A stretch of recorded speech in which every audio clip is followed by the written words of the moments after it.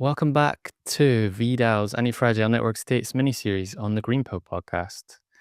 Last week, we set the scene for the next supercycle, a period of accelerating change that exposes the fragility of our centralized systems. Our path to resilience, both local and global, is through antifragility.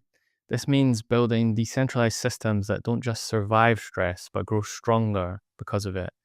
Moving self-sovereignty beyond finance to food, water, energy, housing, and more. Out of this period of crisis, VDAO is facilitating the emergence of anti-fragile network states, global communities of local hubs. But how do we bridge the global community to the local hubs? The answer lies in the digital tools that power them. And in this episode, we'll be learning more about some of these tools from Simon Brown. Simon Brown is building the ConsenSys Network State. He's a veteran of the ConsenSys and Ethereum ecosystem, and he's going to talk us through how we can leverage digital tools like MetaMask, Infura, and DAOs to connect communities, create a cohesive network of builders, and essentially build the operational software for a decentralized network state. Together, we'll be exploring how digital coordination, online community alignment, and key Web3 tools have a vital role to play in transforming a network of people into a sovereign, anti-fragile society. Let's welcome Simon Brown.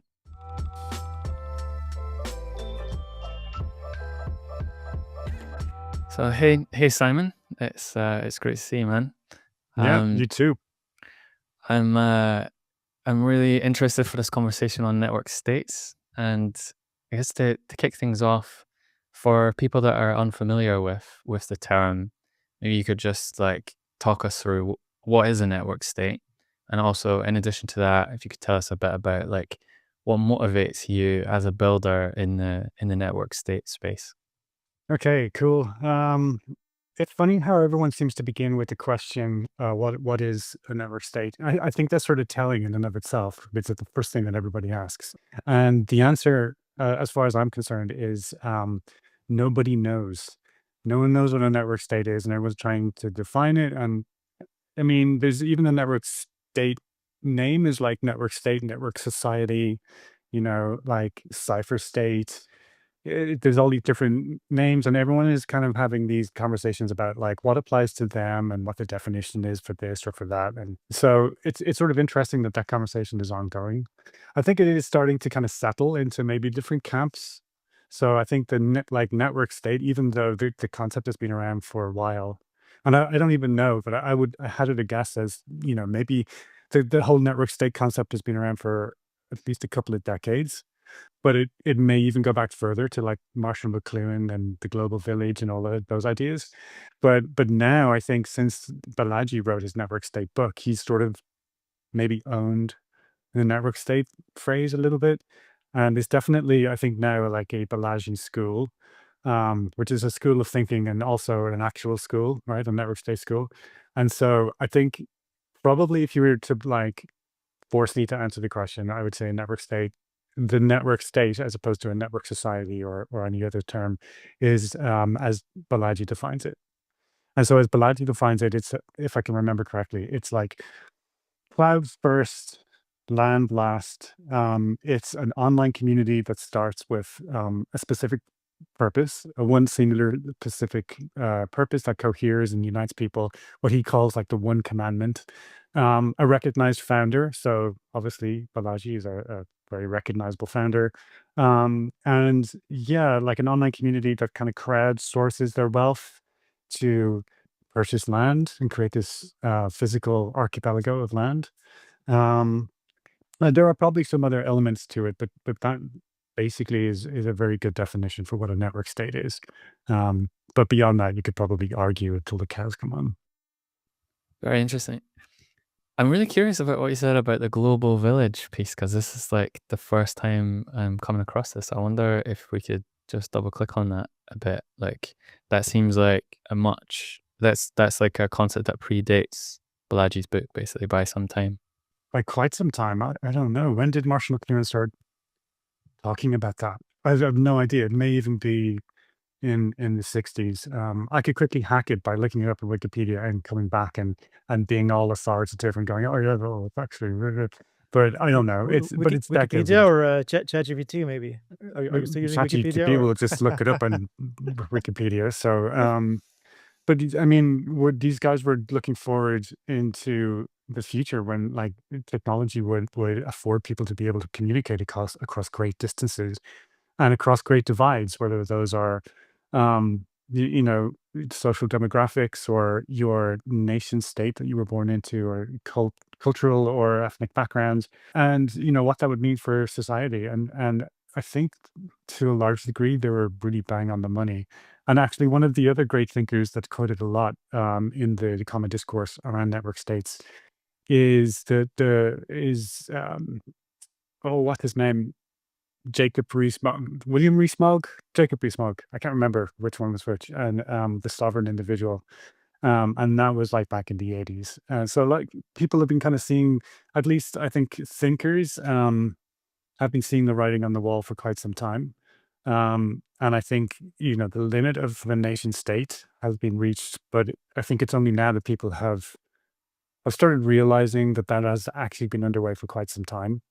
And so a lot of these thoughts aren't actually that new, but it's fair to say that they're crystallizing now, you know, in very real and material ways. Even in if you look into permaculture and kind of this whole discipline around energy, water, food sovereignty, they even have the founder of permaculture, I guess, Bill Mollison, has a chapter in his book called, I think, Alternative Nation States, which in other terms, if you read it, kind of means network states. So even from that perspective, you know, lots of people from even like non-tech backgrounds were even thinking about these things. Yeah. And so I think the common pattern between what's happening inside of crypto and outside of crypto, and actually, interestingly, all of the nonfiction books I've read this year have been non-crypto related, which is also something telling. So outside of crypto, I think there are many movements that have a common theme, which is people realizing that there is a limit to how nation states can provide for their needs, that they're starting to question everything that we've been taking for granted in terms of being born into this like nation state sort of, you know, institution. And they're really seeking ways to meet their needs in different ways. And most of it is focused around community. And so it's a very, very interesting trend. And the subset of that trend is this whole idea around network states, which is a very technological driven sort of manifestation of that trend. Yeah, I love that you framed it in its historical context, and it's like it's not a new thing, right? It's just a new framing, or like the technology's matured to a point where things are starting to accelerate, but the actual movement or the interest in this predates Pelagi's book. I'm curious to just move on to think a little bit about you, like as a builder in this space, like in crypto, in the network state space. Like what's your why? Like what motivates you to build here? What motivates me, so there's two things. One is what attracted me first, and then the other thing is what makes me stay, and they're two very different things. And what attracted me first was that I was always a bit of a geek and really liked computers and technology. I was always a bit of a kind of a hacker type head. And Ethereum just captured my imagination so thoroughly. When I discovered it in 2017, it enthralled me, that like the prospect that you could launch an entire like financial company on chain with nothing but a keyboard.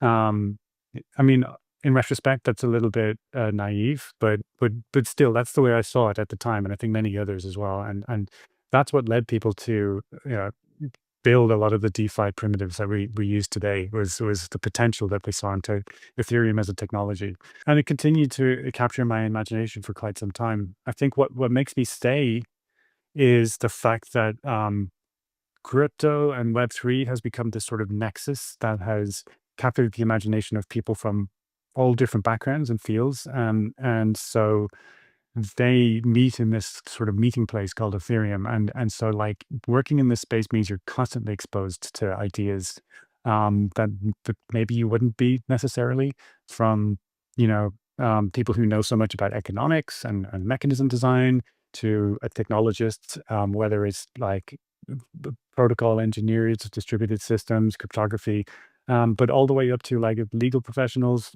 political philosophers, people who are very well versed in political science, like product people, just like, it's such a meeting place of minds.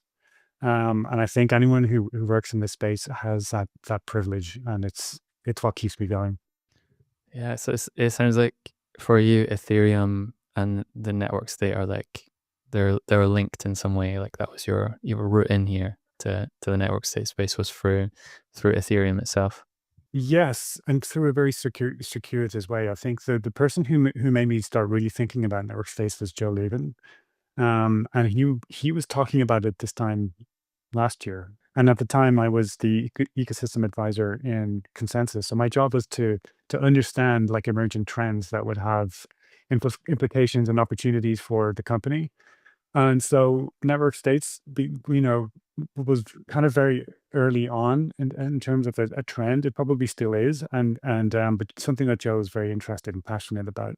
But I this time last year, I turned around to him and said, like, I'm utterly confused. I don't know what this is. What are network states? This is just baffling. I can't get my head around it. And he worked with me a little bit, and then just killed me. And I started to see things that I'd never really questioned before. The fact that like nation states are like a lot of things in crypto, actually, that are mostly narrative, and you just kind of have this blind faith in the nation state and its ability to police and govern and protect its borders and all the people within it.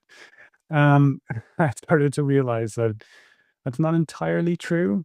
And that there were other forces at work, and that people were starting to form connections and communities and networks that went beyond the borders, and started talking to those people and realized there's so much happening that I didn't know about. So it's a really fascinating space. It is somewhat hard to define, hard to pin down, very mercurial and quite amorphous, which is sort of its appeal as well. But there's definitely a lot of energy in the kind of broader network state space. So that's sort of why I got so interested in it. And then sort of Joe, like, almost a year ago, went on stage in DevCon, started talking about progressively decentralizing consensus to create a network state. And at the time, he asked me to, lead an initiative researching and coming up with a strategy for how we could guide it in that direction. And so that allowed me to dig in a little bit deeper. And since then, I've started to see more of the kind of idea and concept around a network state enter this sort of more kind of common vernacular in crypto. So you have like AJ Warner talking about it in terms of like Arbitrum, and how Arbitrum could become I think he used the word like more like a sovereign nation. More recently, you've got Zen from Base talking about how Base is on its way to becoming a network state. And then you have a lot of the previously pop-up villages that sort of kind of spun out of the Zuzalu movement, and now they're putting down permanent hubs. So like Switzerland, Prospera, obviously, you've got Esmeralda, Zoogrammar.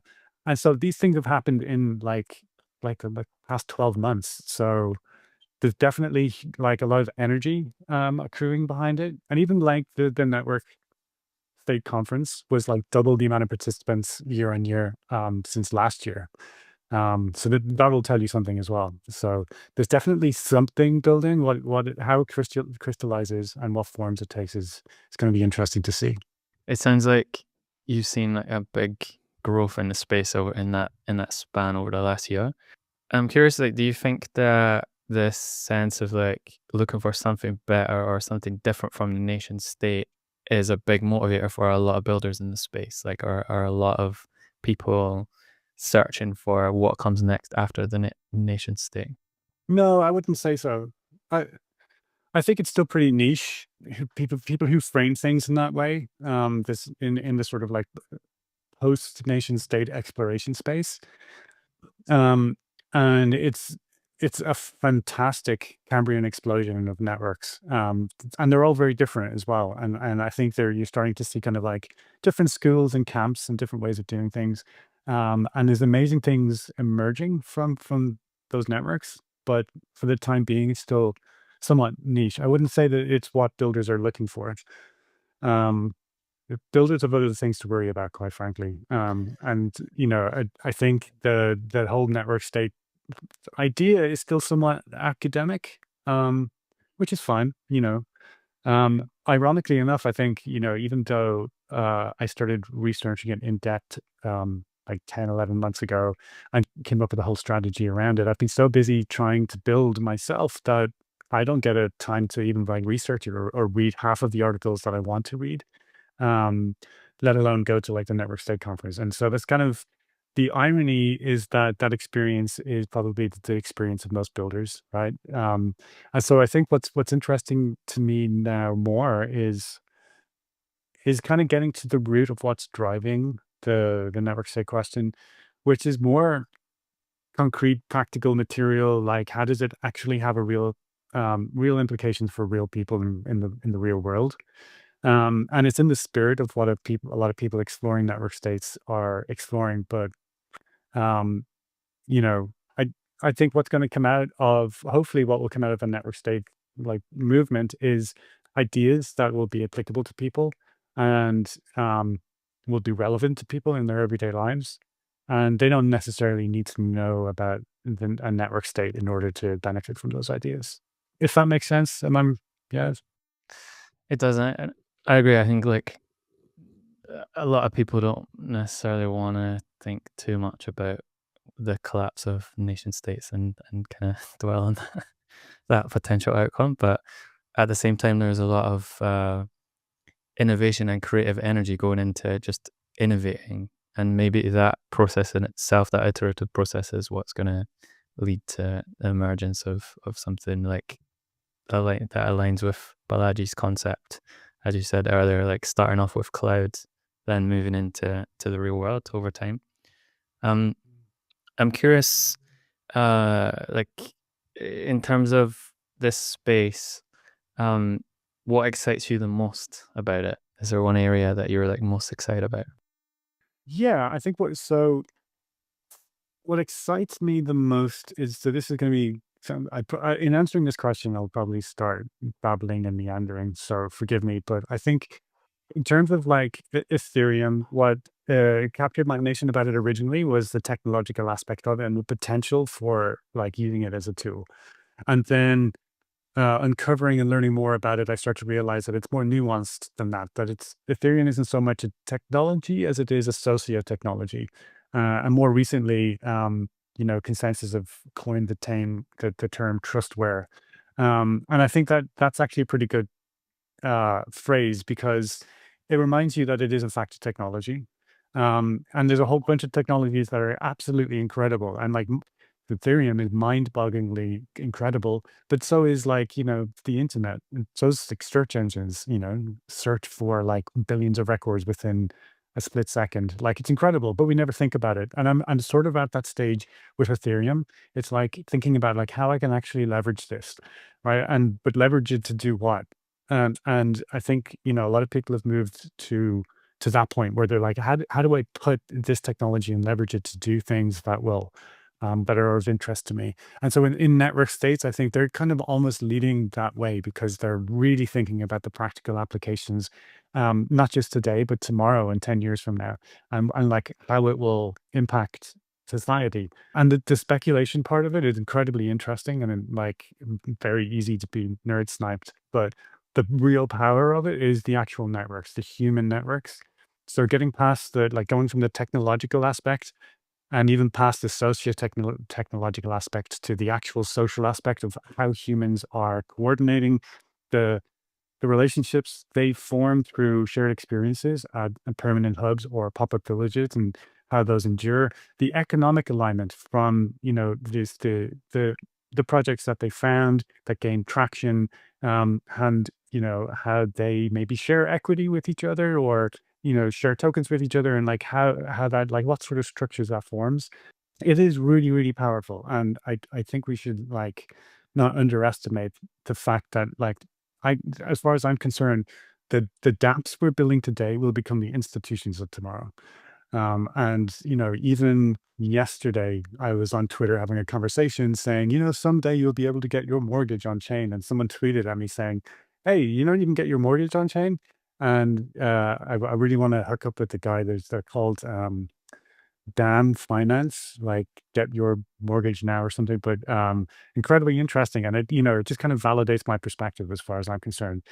Health insurance, education, get your mortgage on chain, dispute resolution, choice of law, a more efficient, incorporation and setup, and not having to spend tens of thousands of dollars in legal fees, more efficient and less toxic capital formation.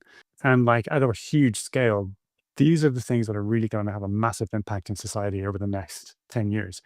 Not that I think that anyone can predict exactly what shape it's going to take. And maybe more likely that instead of having like a few network states, you will have hundreds or maybe thousands of network states, and people will be part of multiple different ones in order to serve their needs, perhaps. But that's the scale at which we're talking. And I think the groundwork is most definitely being laid at the moment in the sort of like proto-network states that we're seeing today. It's very, very interesting, Simon. I have so many follow-up questions. My mind is running in a couple of different loops right now. So let me see where to start. Let's start with a simple one. Have you seen, or could you give some examples of like successful applications, right, of those kind of network states, quote unquote tools or solutions or protocols? Obviously, I'm not talking about like crazy exponential success, like even in the context of like small experiment or pilot. Would you curious to kind of hear your thoughts on that? I'm not sure that I can. I think, they've been an amazing amount of experimentation, innovation, very, very interesting tools that have emerged. I think some of the things that have impressed me recently are stuff like the permanent hubs that are being established. I'm very impressed by what they're doing at Switzerland. Very impressed by like Frontier Tower in San Francisco. Crescimento are doing incredible stuff, not just in terms of like real estate in order to create these permanent hubs for innovation, but in terms of like thinking about how to create a digital economic zone with its own legal frameworks.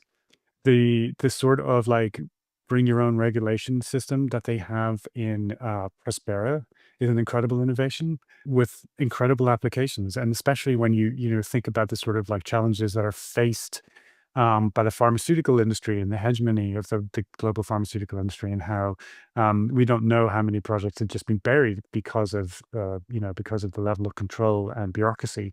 So those are the sort of practical applications for the legal frameworks that have been worked in these sort of digital economic zones.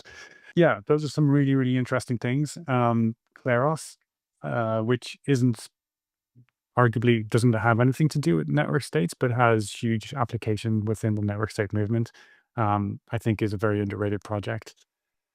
But a lot of as I said, like a lot of the stuff that really interested me this year has been, and had nothing to do with crypto, and it's where I'm drawing most of my inspiration these days. Hang on, let me see. I recently tweeted about this. I've got a book that I really, really enjoyed. I finished recently. This one here, I remember tweeting about it, and really inspiring because they talk about different legal structures that are being used in the United States for worker-owned companies and conglomerates of companies. And they're doing incredible stuff, making things much more equitable for people, protecting people from sort of like very exploitative third party, like I'll call them butcher funds. And they're doing it all with just traditional legal contracts, which, as we all know, are incredibly inefficient. You could do so much more with the powerful technology that Ethereum offers. But the point is that those are the people who are doing it, and they're having a real measurable impact in real communities, and they're doing it with legacy tools. And I just find that incredibly inspiring. Yeah, that's super interesting. And I agree. I think there are many things happening outside of crypto and even outside of tech that are somehow related or even are like essential to the network state, mission, or like, let's call it movement or I guess ethos. So you spoke about nation states. I spent a lot of time thinking about nation states in my early days, just out of a personal, curiosity.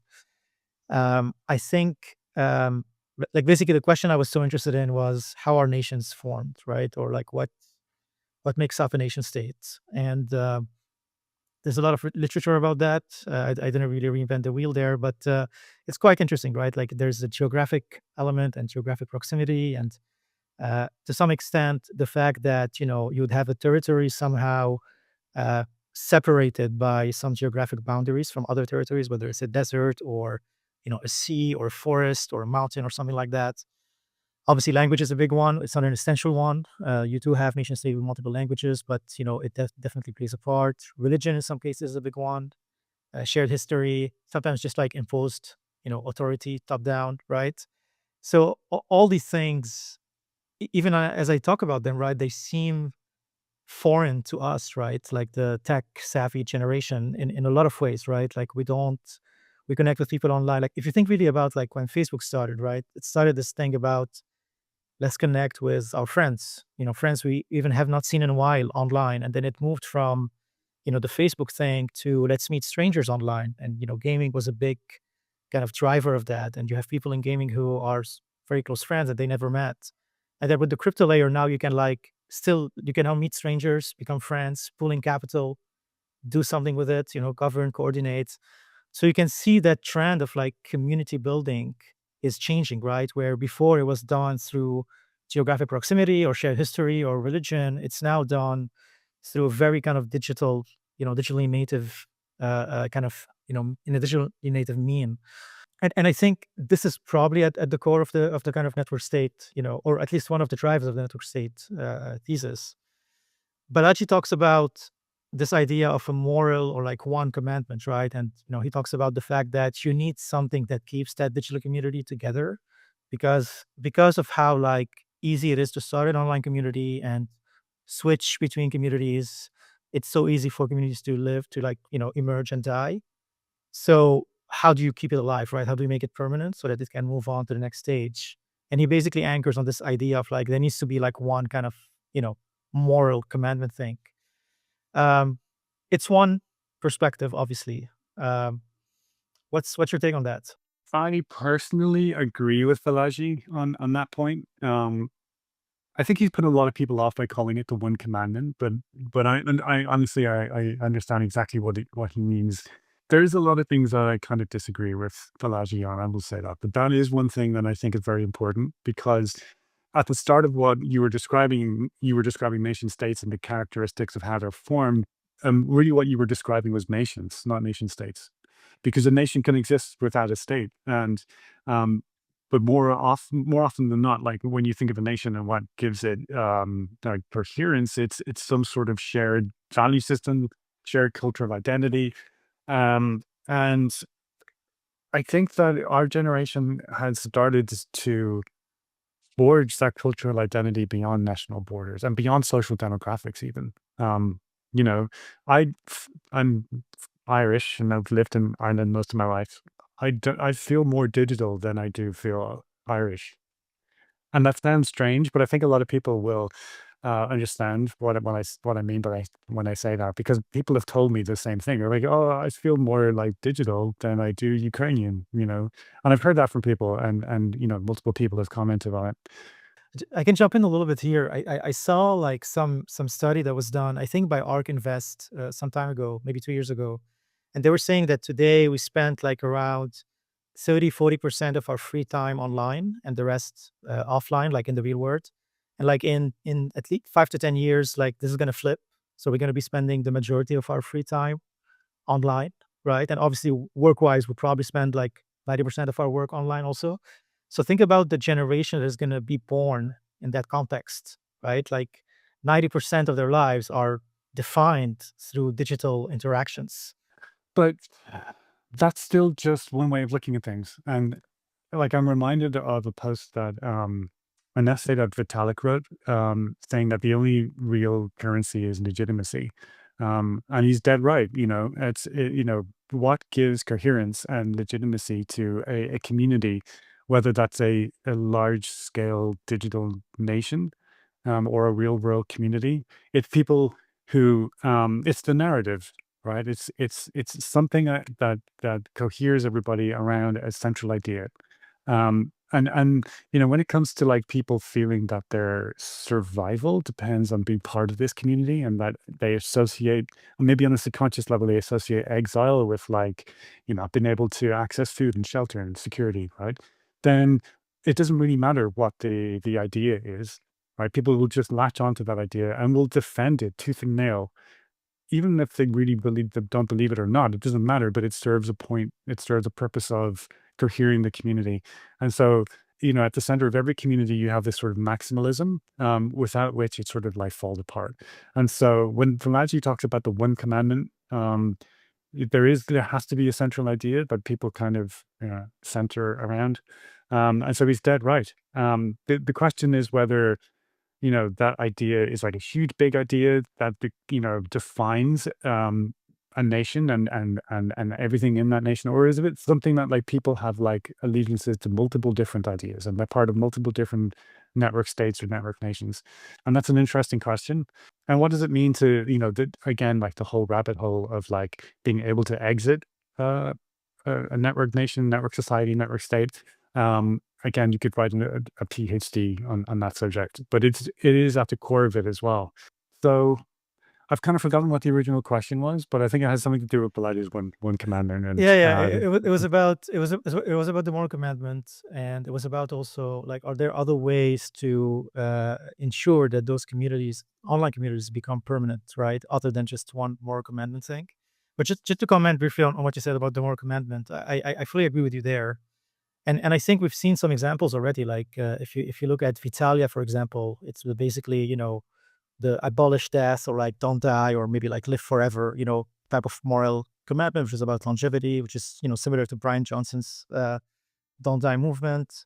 Not to promote ourselves, but like at VDAO, our moral commandment is be antifragile, in the sense that we rely on so many centralized, very fragile systems, from like digital systems to physical systems. So let's build and embrace circular, anti-fragile, decentralized systems, whether it's energy, food, water, finance, data, etc. And then I've seen some others that have like kind of a lighter moral commandment, right? Like if you think about Edge City, it's more about like, let's I guess enable human connection and flourishing, right? And like get people to coordinate and innovate and all of that. So it's quite interesting the way it's shaping up. Yeah, I think what's interesting as well is if we stick our head outside of our little bubble, which you shouldn't do too often because it's quite scary out there, but you'll see that there is like an almost opposite but similar movement back to like nationalism, and a lot of communities that are centering themselves around this one commandment of whatever their flag is, and it seems very, unless I'm uneducated, but it seems very associated with xenophobia as well, and protectionism and all, a sort of like closing ranks. And you're 100% right. Like it can go both ways, right? And this is the thing that I tell people sometimes. The network state thing can be a positive thing, right? It could be decentralized, could be focused on kind of the positive attributes of what makes kind of the human experience better. It could also be centralized. It could also be, very kind of negative and destructive, and like focus on attributes that make us, I guess, less than human, right? And not to be too dramatic there, but like you could also think about like, I guess, Tesla as a network state, a very centralized network state, or maybe the start of a network state. It's not there yet, but it could get there. And I guess this is where you get into the land of, this could ultimately lead to techno-feudalism, right? In a lot of ways. And this is one of the reasons I'm very passionate and very invested in crypto, because I think crypto tools are really the only way to fight against those types of like structures that I don't think any one of us wants. So I kind of agree and I kind of disagree, but I'm really glad that you mentioned Tesla, because I always think of Google as a network state, or a manifestation of this trend toward post-nation states. And so like, I think Google is very powerful, and I think Microsoft and Meta are very powerful. Lest we forget, Meta allowed their technology to be used to sway elections in well, I won't say the obvious one because I'm like getting in trouble, but like there's well documented cases in African nations where the results of election have been swayed using the power of Meta's platform, and they were totally happy with it because why not? That's just their customers. What does that mean? So it means that there's a limit to the power of the nation state, and it means that in some instances, these large tech companies are more powerful and have more control on the ground in a very material sense than the actual nation state has. And I think if you start like peeling back that idea and peeling back the layers, you'll see that in a lot of even like Western countries and EU countries, that the power of these like massive tech companies is actually quite significant. So in a certain sense, you could say that they're like network states already. But certainly, in the context of the post nation state era, we're already there. Now, using like Ethereum or like using crypto as a tool to fix it, it depends how you use it, quite frankly. So I really want to kind of like I want to re-emphasize that as sophisticated and wonderful technology as crypto is and Ethereum is, it is just a technology. All right, it's all about how you use it, and that's a very human problem. And it is perfectly plausible that we will rebuild the traditional power structures on Ethereum. Yeah, I fully agree. Yeah, I said it in a maybe not the best way, but I think absolutely Ethereum and other crypto networks allow people to move from being, reactive and receptive and exploited to being sovereign, right? And proactive and owners. But this only happens if they want that, right? Like if they don't want that, it will not happen. And so at the end of the day, yes, it is really a human decision. And, we can talk about how could this happen, right? In some cases, it happens through a big crisis. In some cases, it happens through, I guess, maturity or awakening or something like that. And that's kind of the maybe golden question, like how will this actually ultimately happen? I do believe and this is just my personal belief, at the kind of meta layer, this is a technology that is definitely better than, obviously if used the right way, is definitely better than, what was before it. And so just purely from a meta historical and mega political, kind of trend projection, I deeply believe we will get there, right? One way or the other. Because just like, historical cycles and natural cycles will somehow correct and adjust for us to realize, oh, like we have to use this. There's no other way. Otherwise, we're going to keep going back or like we're going to destroy ourselves. But that's just kind of me, my personal belief. But yeah, absolutely. It's a human decision at the end of the day, just like anything, actually. I mean, it just makes things more efficient, and it makes coordination much easier, and it lowers the barriers to entry. It's powerful, and I mean, and that's not to be understated. It's a great thing.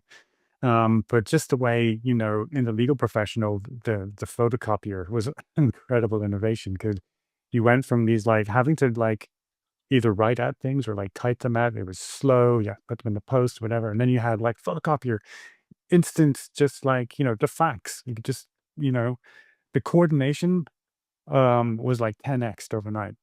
Did that change everything? Not really. I think, the way Ethereum is going right now is that we're celebrating adoption by celebrating, like Wall Street is adopting Ethereum, and all of these huge institutions like BlackRock and Vanguard and Fidelity are like, embracing Ethereum, and that's great. We've made it. We haven't really made it. Nothing has actually changed. We've just made things, the current traditional power structures in the world more efficient. And like, then maybe that's just me. Well, it is just me. This is like I'm speaking from my own personal kind of like bias, but I think we can do better than that. And so using this power to level the playing field so that people with ideas can more efficiently get those ideas off the ground in collaboration with other people to make their environment and community more equitable and to grow the wealth within their community. To do that without being dependent on intermediaries, without being mired in bureaucracy, without having this friction that creates this sort of artificial ceiling, I think that would be a huge win. And then out of that, people will build whatever they will build, and some of those communities you might not vibe with, and there's definitely network states out there that are ostensibly very successful, have amassed a huge amount of people and wealth that I don't vibe with. I'm not going to call them out, but but that's fine, because there's other communities that will be, that will align more with your values. But I think if we can like disintermediate the current hegemony of like even things like the legal profession, or like how capital is distributed into the ecosystem, if we can build better governance tools, I think then it will be hugely successful. I agree with you, and I also agree on your take on kind of the crypto convergence with fintech and Wall Street and all of that. I mean, it's helpful, right, to get more distribution and more adoption and all of that, but fundamentally, I think crypto is not and should not be viewed as like an evolution of fintech. It's in my opinion, it's like it's a completely new technology. It's actually in my opinion, it's meant to replace the existing financial infrastructure. And I think I strongly believe that. I'm also not so worried. Like I think there's a hype right now on stable coins, and they're centralized, stable rates are high, so everyone's making money. So like these things will change ultimately. But Ethereum as this kind of permissionless, open source, decentralized backend infrastructure is going to stay. And ultimately, we'll see more and more kind of crypto native use cases. And I think maybe the first one would be kind of more like DeFi native use cases. So that's just my take on it. But I fully agree with you. Like crypto is not fintech. It's sovereignty. It's financial sovereignty, basically. Yeah, and I mean, you're right. Like, the institutional adoption that we're seeing at the moment is necessary. And I think going back like 2 years, there was a lot of conversation around like, Ethereum has to make it because the alternative is that someone else will make it. And Ethereum is the really most decentralized, infrastructure that's out there. I fully agree. From someone who has like studied the ecosystem from multiple different angles as part of my role for the 3 years that I was in that role in ConsenSys. I can honestly say that I think Ethereum is like really the only properly decentralized blockchain that's out there. And loads of people are queuing up to probably like, throw things at me when they hear me say this, and I'm sure I've probably made some enemies saying that, but that's what I believe, honestly. And so when it comes to like people saying, this is why Ethereum should make it, and then I fully understand that. And if institutional adoption is part of that, absolutely. But let's not lose sight of the goal. And the goal is that this is a technology for disintermediation to level the playing field so that everyone has a chance to build what they want to build, whether it's a product or a community or whatever. Yeah, absolutely. All right, going back to the network state topic. So, the other dimension that, Balaji uses to define network state is the crypto kind of economy, element. I won't go into that right now. I think Kris will want to cover kind of, the ConsenSys Network State, tooling and kind of mission and all of that. So I'm going to skip that one and then move to the next one, which is the physical land, right? Or like the kind of transition from this kind of, online community with one commandment to having like permanent, locations, probably distributed right across the globe. So same question here, like, what's your take on that? Is that an essential part of a network state? And yeah, how important is the physical kind of in real life element here? Whether it is human connection, but also like the building of like physical infrastructure, right? Like the energy, water, food. Because to some extent, right, like you cannot really talk about exit from a nation state while, in some way you still heavily depend on, nation state centralized, grid systems, right? For water, energy, or even food systems and so on and so on. So how deep does this go, right? Like, is it about rethinking the whole thing from a systems design perspective, or is it more about like, it's an online community, it's governed through crypto tools, it has like a way to coordinate using crypto tools, and it has crypto native assets and all of that, but it still lives in somehow in some existing structure within the real world? It's hugely important. It's not critical. I would say it's not critical, but it's hugely important. And it's hugely important for two different angles. One is human relationships, and like the relationships that are forged when people cohabit in a space, even for a short time, I think that's hugely important, and those relationships last and endure. And when those people leave, it creates this network that spans the globe, even though the physical location where those relationships are first forged might only have a small physical footprint. But it is a hugely important part of it, but not critical either. But I think that you're going to see pop-up villages and permanent hubs, and they will in time become syndicated. And I think that's really valuable. The other thing is, the other really important reason that physical spaces are so valuable is because when a network state or syndicate of network states acquires a lot of like real estate or physical spaces, it gives them more to bargain with the host nation states. All right. And maybe host is the wrong word, but the nation states that they would need to interact with. And so you mentioned like food, water, infrastructure, all of that kind of stuff. And so you have a lot more to kind of bargain with in terms of like, demanding a certain amount of like negotiating autonomy, for example. And I think that's important, but again, not totally essential. There will be some network states that aren't initially interested in physical real estate state at all. Like, I think the ConsenSys Network State is a pretty good example. It's I think regards its territory as being its like its layer 2 network, and it has this like sovereign autonomy for its community over this digital space. Similarly, I think probably, I don't want to speak for like AJ, but I think Arbitrum probably take the same perspective. And I know that like Logos are kind of more aligned, but I think have started referring to themselves more as a cipher state than a network state. But in essence, it's kind of the same thing. So it's not critical. And like one of the interesting examples that illustrates this very well is from the Farewell to Westphalia book. I don't know if have you guys had a chance to read that? I think I got that. There we go. It's from Jared Hope and Peter Ludlow. If you can get a copy, I'd strongly recommend it. If you're, this will pull you on network states. Okay, nice. Yeah, so there's a plug. You're welcome, Jared. But anyway, there's a great example in there, and it's the amount of U.S. citizens that live in Mexico. I was like, basically permanently. I'm probably wrong, but I think it's like 1.8, 1.9 million. It's quite a lot of people.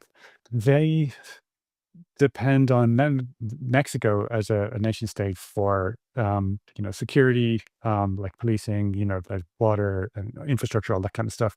But they also depend on the United States for a lot of things like health insurance and social security, finance, banking, their passport, all of those kind of things. And Jared and Peter's point was that they don't really care about the physical territory of the United States. If the physical territory of the United States, if we can, as a thought experiment, if it just disappeared overnight, but all the kind of wealth and everything just remained, like it wouldn't really make any difference to those people. Their dependency on the United States is irrespective of the physical landmass, right? It's more the institution and the structures of power and wealth that have been built.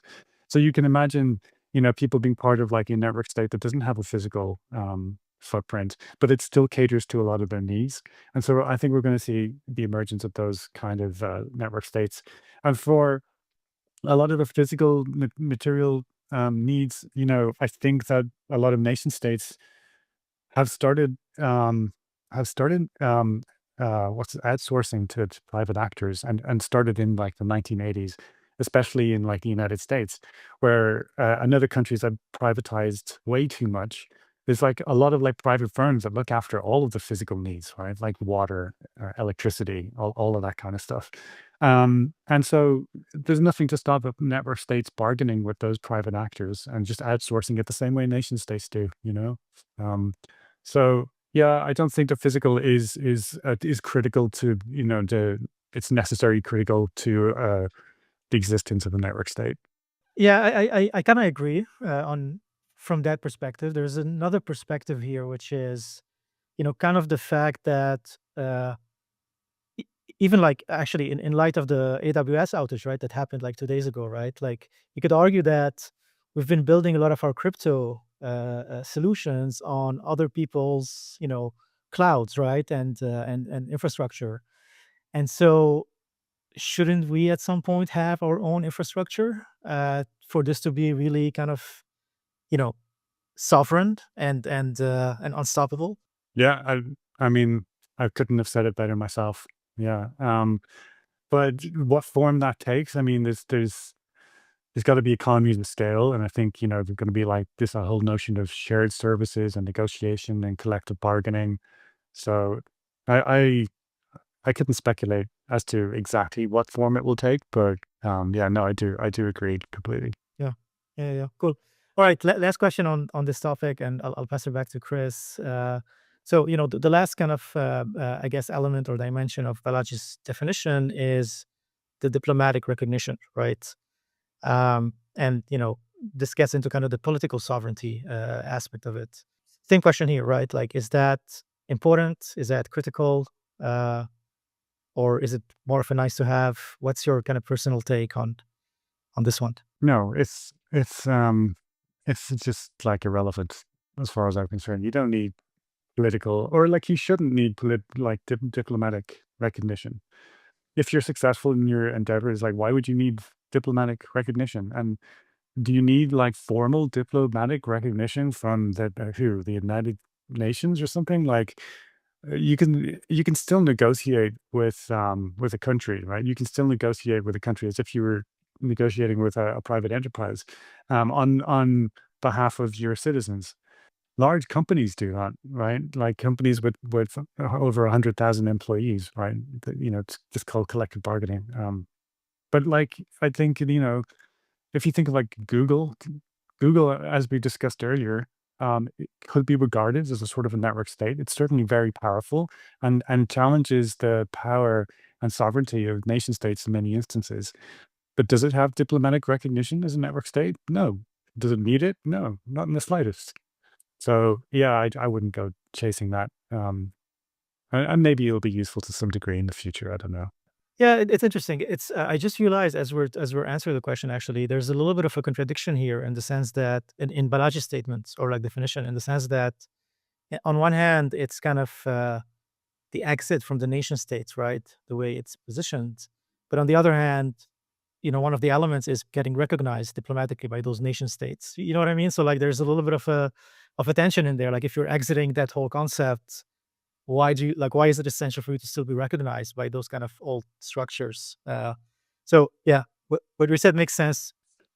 I mean, I think in fairness to Balaji, I think the way like we talk about, for example, the one commandment, and like when you dig a little deeper, there's more to it, and potentially there's more to it, and his rationale is on a deeper level, and for potentially like I suppose diplomatic recognition could be used as a means to an end. I think it's unclear to me at least what that end would be, and whether or not you would need diplomatic recognition to essentially get to that stage.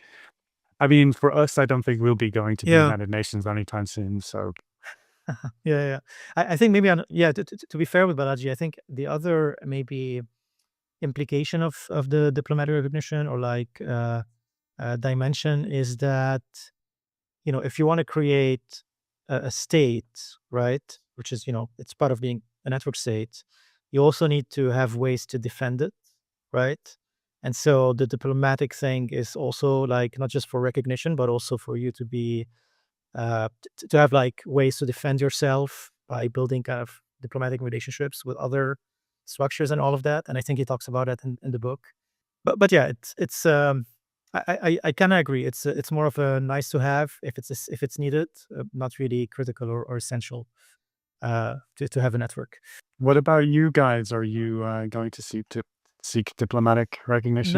No. So we actually have a very similar. That's a good question. We actually have a very similar take on this. We don't really care about political sovereignty. Like, we're focusing on bridging the crypto sovereignty with the physical sovereignty, and we think the communities who are going to be formed, under this structure, for them, political sovereignty is irrelevant, right? Like, they have everything they need. They're financially sovereign. They have their own energy, food, water. They're innovating. They're building. Politics at that level, in our opinion, doesn't really matter. And then it becomes more of a decision that the community will make if they want to pursue it or not, basically. So yeah, we're aligned on that. Yeah, as with many things, narrative is everything, and that applies to nation states as well. Right? The brand and legitimacy through this brand is actually more important than, in many cases, even like your police force, right? And yeah, I think so. Yeah, there's a whole rabbit hole that we could dive down on that, but Yeah. yeah. But isn't that true, Simon? I think that's probably one of the main differences between the people who kind of subscribe to society versus state, which is this element of, like, exit, or political sovereignty or diplomatic recognition, and so on. So it's a hot topic in the community, I feel like.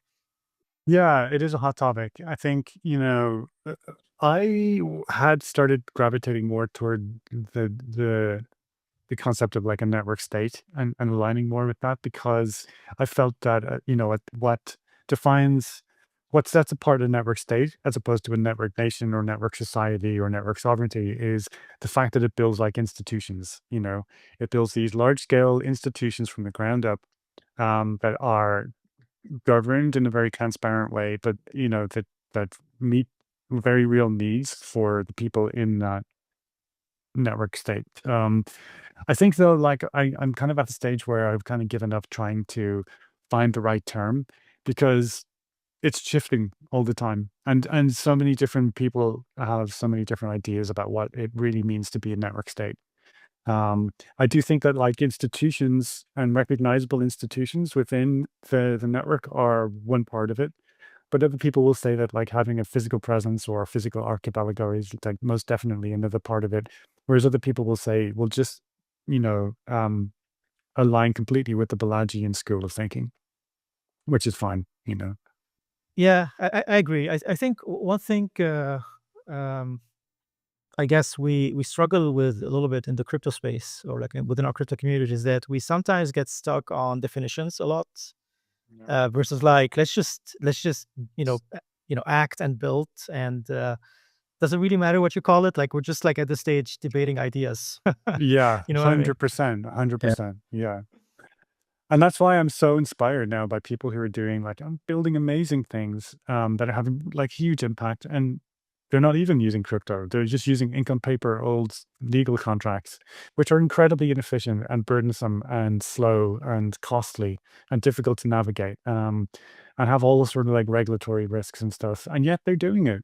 So I think at a certain stage, you just need to go do it. You know what I mean?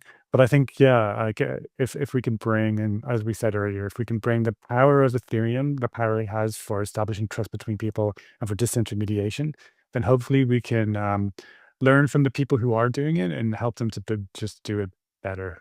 Super interesting. I think we've been getting right into the spicy topics in the network state space, right? Like, it's like exit and sovereignty and political sovereignty and diplomatic recognition and so forth.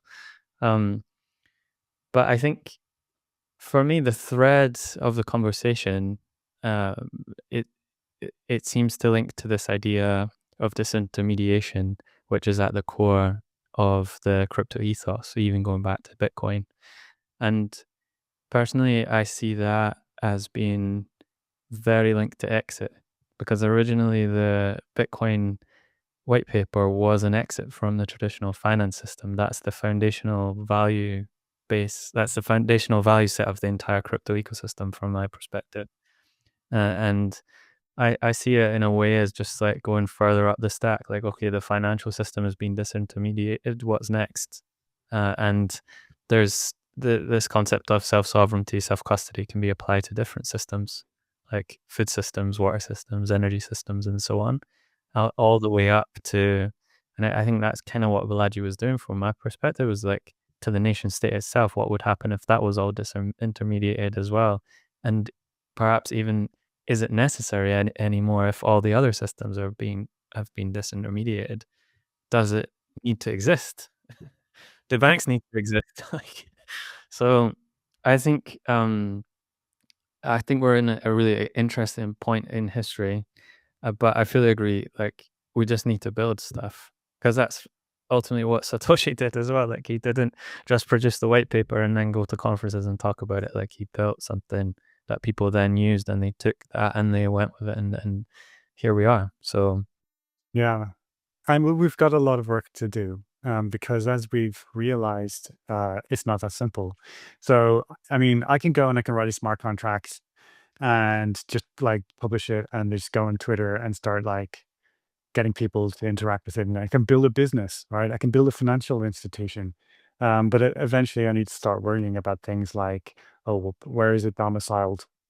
Do I owe tax? Am I complying with local regulations? Am I going to go to jail? Right? Like all of these things and like practical things you need to consider.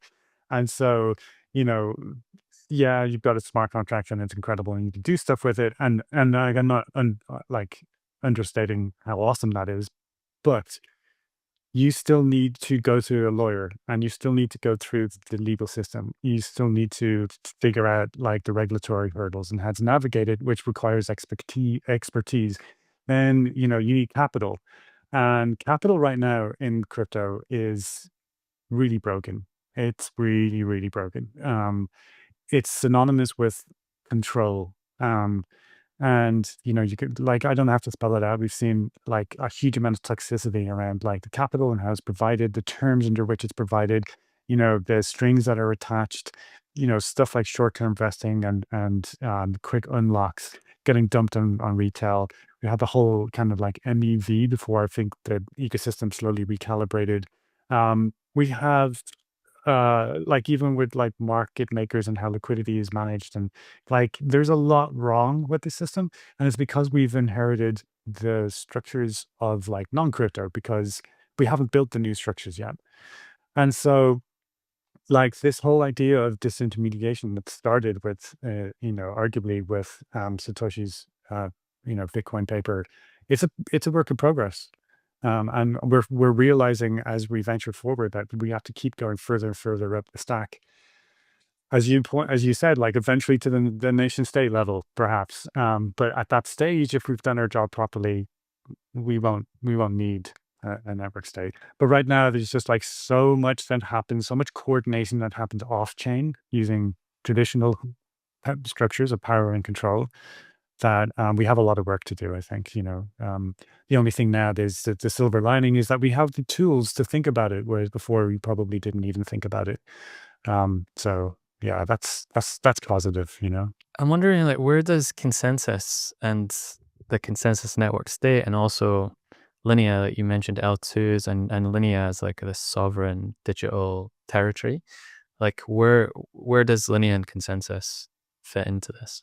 Particularly, sorry, just to say, like, to particularly that bit you said about like capital allocation, because I think that, like, I've heard a couple of times on Linea podcasts, there's some talk about like launch pads and capital allocation, and I guess Linea, like, often might be, there's like some focus on DeFi and other stuff, but like, where does the network state fit into this, and what's the relationship between the network state, Linea, ConsenSys, and so forth as we move forward into the future? Where do I start? I mean, let's start with Linea. I think like Linea is Ethereum. And it was built to be as closely aligned with the vision of Ethereum as possible, right down to the zero knowledge proofs that power the engine of Linea. I think it's probably the technologically closest aligned to Ethereum, and hopefully will be an enshrined ZK EVM before too long. And I think that, you know, that's carried through all the way even into their tokenomics, where, you know, they burn a certain amount of ETH. to, to benefit like the asset, and that comes from this like very close alignment with the original vision of Ethereum, which is no surprise, right? I mean, it's like Joe Lubin helped co-found Ethereum and like arguably built half the ecosystem through ConsenSys in the early days as an incubator. So I think, yeah, like Linea is still a very young ecosystem with that holds great promise, especially if you look at what they've accomplished and how much the ecosystem has grown. I think it will continue to grow, and we'll see a lot of innovation and a lot of capital being deployed on Linea, to the extent where you can start to think of it as a burgeoning digital economic network, which, if you like, could be synonymous with network state, and you could swap that network state with digital economic network, and you could be talking about the same thing. And when you mix in a sort of valued alignment as well, you get a little bit closer to those sort of Pelagian school of thinking as well. And then beyond that, I think Joe has a broader, grander vision for what the ConsenSys Network State is, and it's intrinsically linked to the original vision of Ethereum, as a technology that is, a powerful form of disintermediation that again just lowers the barriers of entry to people who want to build things. And that's what it's about at its very essence. And I can go on to answer the part of your question about like capital and capital formation and what the future looks like in that regard. But the most fundamental level, I think that's where ConsenSys, the network state idea, and Linea in particular sort of cohere together. Is there a one kind of moral commandment for the ConsenSys Network State?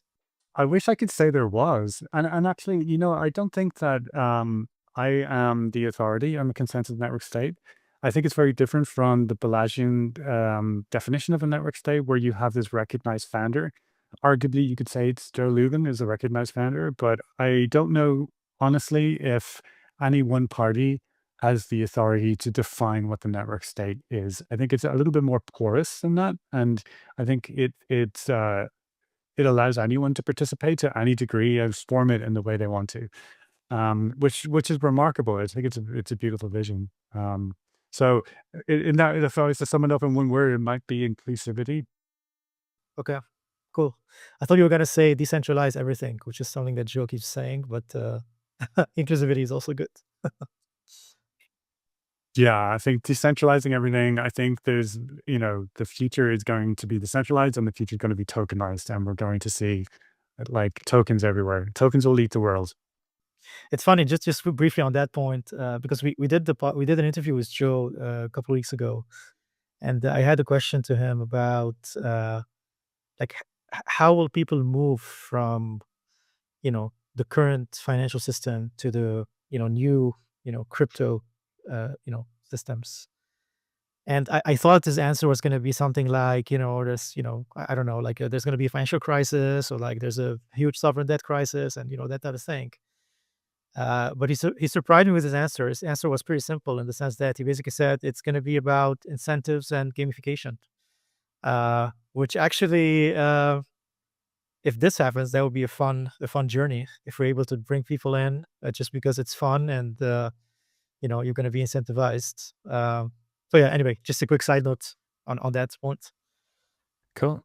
I'm conscious of time, so I think we might move to the final section, Mark, unless there's anything else you want to add, Simon, about like your plan around launchpads on Linea or anything of that nature. I think, Chris, I would spend more time here, and then the conclusion, we can just wrap it up quickly. So I'd be curious to know more about the Softs project, Ethereum Values, Okay.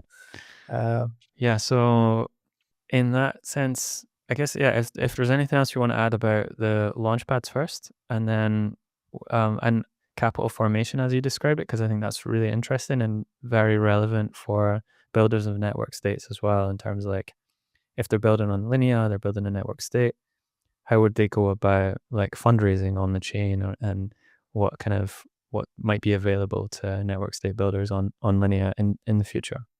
I think there's already a lot of powerful things available to people on Linea. It's a very burgeoning ecosystem, and it's a very thriving ecosystem. From our perspective, from CNS Labs that I'm currently working in, we are going to launch something in the next 3 weeks, I think. I think like the week before Dev Connect. And what we're launching initially is a founder network. And it's very much a peer support network for founders.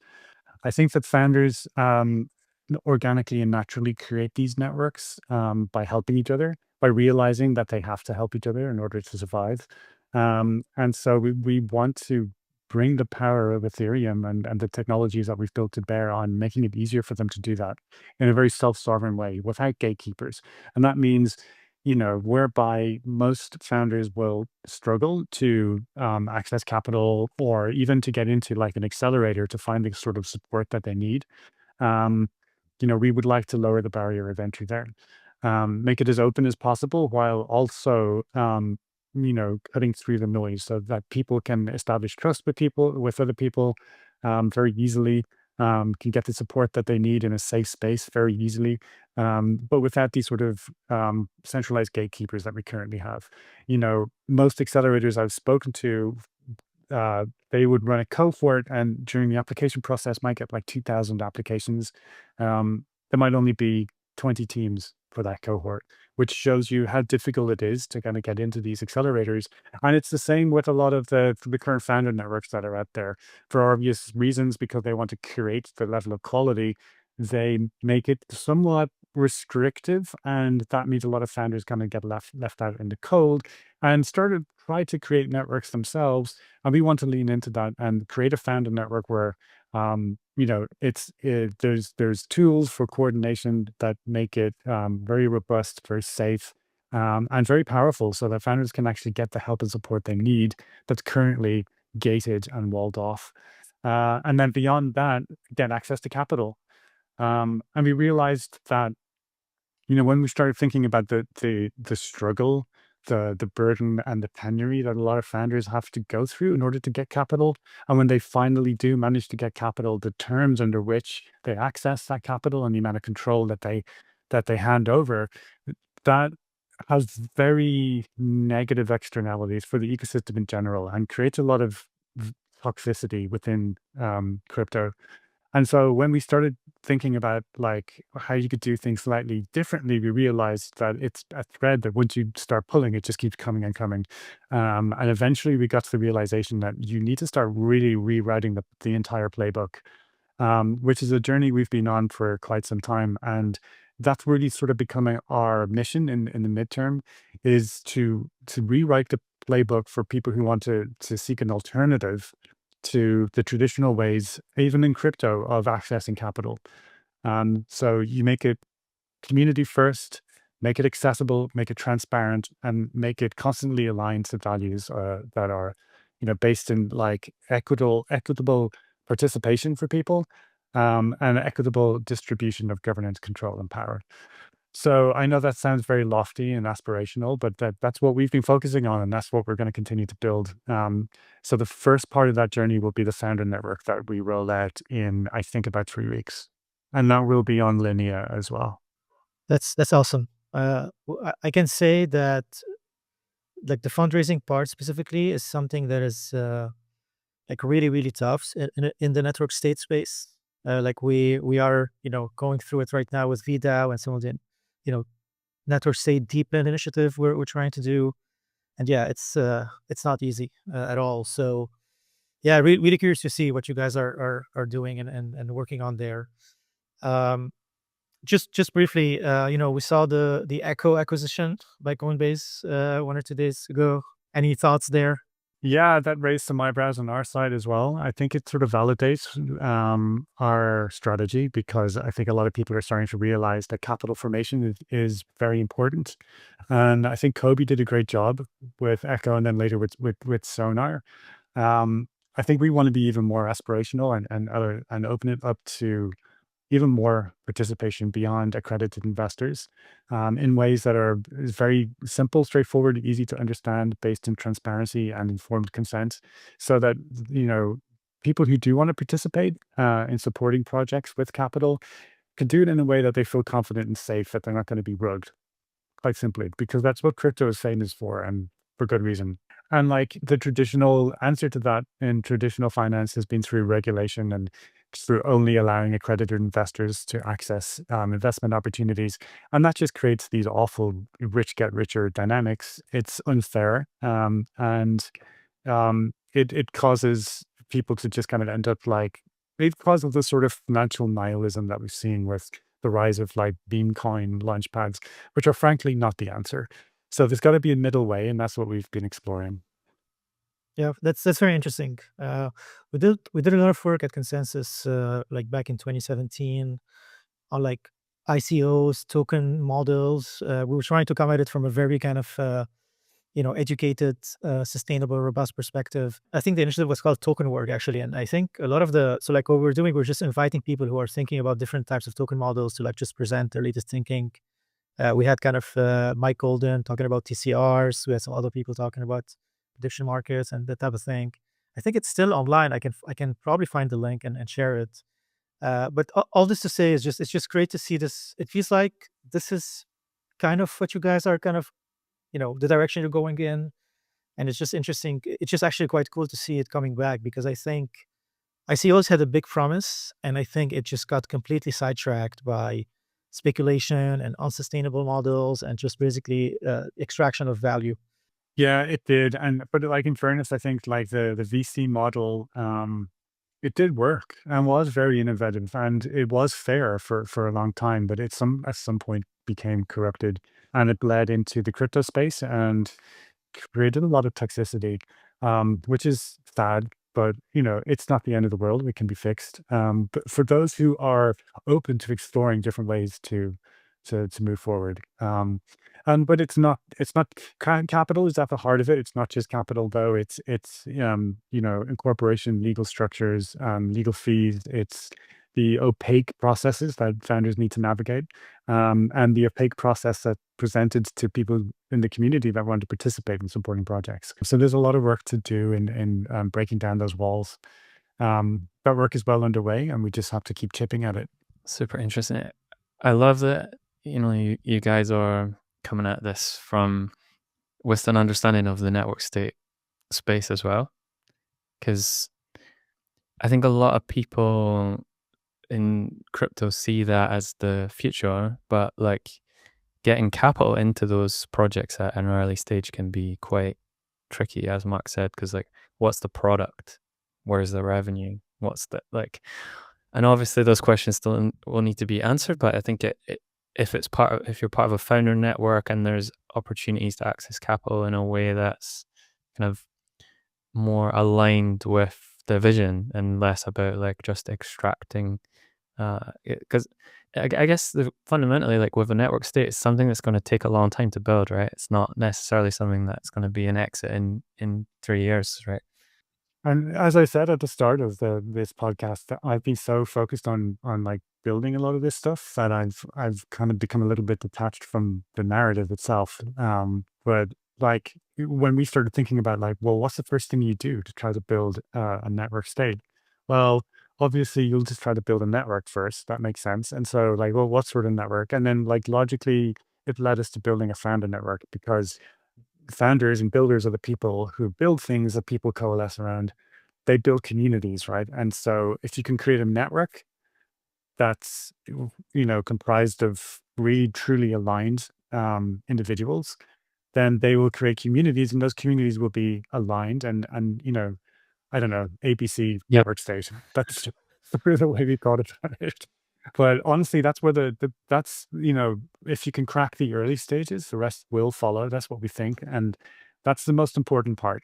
And there's a thin line between sort of like economic control through giving someone capital in exchange for equity, and economic alignment between people who are already aligned in terms of their values. And so we're experimenting with actually doing a collaboration with Polycentric soon, using the agreement protocol that we developed to see how founders can start exchanging small amounts of equity in projects that they have an affinity toward, much in the same way as a VC would manage a portfolio, but coming at it from a non-extractive, just like purely ROI based, more in terms of like how do you build antifragility and resilience into the community in general, and but it's for the same purposes of like de-risking and hedging the various different ventures that are underway. And so if we can get that in at a very distributed level on the ground, and if we can get that to work, then I think having a founder network as opposed to an accelerator or like a venture studio or VC in the traditional sense is going to be far more powerful. And since we're on the Allo Capital podcast, like, hats off to what those guys are doing, exploring with the various different mechanisms that they think could work and experimenting with them to try to prove it out. I think that that's going to, uncover some incredibly useful innovation in that space as well. So, yeah, I'm very impressed with what they're doing. All right, Simon, I think we're going to start wrapping it up. I do have one more question about ConsenSys. I was pretty excited to see the SOBs project last DEF CON announced by Joe. And then more recently, the Ethereum Values project with Intuition. Can you talk a bit more about this? Kind of, I don't know to what extent you were involved in this, but just even if you're not, just kind of, are you able to give us an overview of, what was this about? How did it go? What were the learnings? And where is this going? It seems like this is part of some pattern here. So yeah, where are you trying to take this? Yeah, those are all really cool projects, actually. I think it started even before SOBs. There was, if I can remember, it was like was it the Web3 Bill of Rights or something? And it was like, is that right? so. Do I remember that? Yeah. I think so. Yeah, I kind of remember that. It was like a kind of sort of manifesto for, like basically spelling out the fact that like Web3 is an incredible technology, but there has to be equitable access to this technology. And you kind of sign it if you agreed with it, sort of thing. And then, so then Solves XYZ was sort of like an iteration of that, but it was a little bit more interactive, whereby there was a whole bunch of different values, and you choose the ones that you vibed with the most, that were most important to you. And then you would create like an attestation on the Verax attestation registry. And you're basically, it's the same thing. It's like you're signing it, but you're signing it by saying like, these are the values that are really important to me. There's a little bit more of expression involved. That was Kevin Iwaki and his team up on that, and they did a really good job. So like, hats off to them. And then that kind of inspired my team to take that even further and say, okay, well, instead of like giving these values to people to kind of choose from, like this static list of values, what if anyone could propose a value? And it was around the same time that there was a lot of, I guess you could say, soul searching within the Ethereum community. Like, what are we doing? What are we really about? And so it came at a very timely point. And the results were quite interesting. So people could express whatever values were important to them. You could say whatever you wanted, and we had some kind of spicy ones in there, if I remember correctly, and they're still there. But that was part of the fun, right? And we built it with Intuition protocol, which is an incredible technology. And so we used Intuition protocol in such a way that not only could you propose a value, but you could stake on the value, right? And if you were really, really, really felt strongly, you could like stake 1,000 ETH or whatever. Some people stake like 1 ETH. I think that was like the most we saw. And other people could stake, but they could stake for or against. So if they disagreed with you, they could stake against that. And then we kind of gamified it a little bit so that, every time there was a deposit or a withdrawal, there was a tiny fee that got associated with that, taken and associated with that value. And everyone who had previously staked would start getting the deposits and withdrawals from all of the other people. So we wanted to experiment with like mechanism design to see, if this would help people to express the values as a community. It was a really interesting experiment. And I'm really grateful to Intuition for collaborating with us on it. And the whole point of it was to see like how a community can create its own values. Because as we discussed previously, that's very important, whether it's a one commandment or whether it's a set of values. And it's something that we'd like to revisit in the future if we can get a bit of headspace, but it's still up there and you can still interact with it. I think we learned a lot from particularly the user interface, and how the user interface itself, you need to think about it very carefully because it can actually affect how people choose values or express values and stuff. So I think it's definitely worth another iteration. something maybe a little bit more complex and sophisticated next time. Yeah, that's very interesting. I wasn't aware Kevin was involved in the softs one. That's pretty cool. Yeah. I mean, honestly, it was inspiring for us because now, like, the VDAO community today is very excited about doing something similar and kind of, linking it to prediction markets in some way and making it's kind of inspired by what you guys did and also by a project called Commit or Commit Pool, which is about like, creating some challenge for yourself and like having, a stake to have skin in the game.